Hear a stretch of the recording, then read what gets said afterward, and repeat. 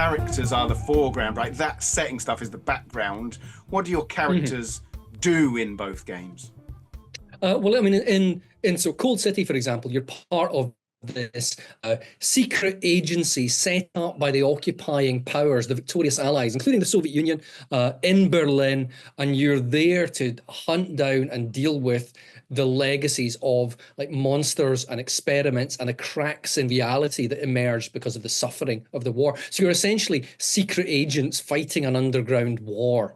To try and paper over the cracks and conceal all this from everyone else in the world. And then Hot War, your characters occupy a very similar role, but it takes place in London in the winter of 1963-64, and you're again agents of the state, but it is a state that is turning horribly towards awful forms of government and is already there. So you are pushing your own hidden agendas and perhaps trying to do stuff that is against the interests of the state, whilst dealing with all these monsters and horrors and the breakdown of society.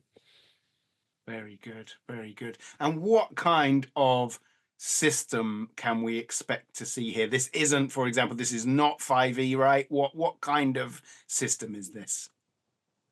So it is at the most simple level. It's based on D10s, but it is very much focused on story.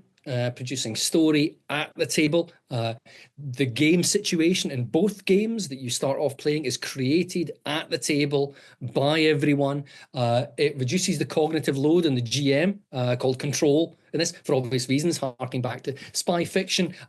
And the dice, as with many other games, the dice help you interpret the story that emerges, what's happening at the table, and push it off in interesting directions, make interesting things happen.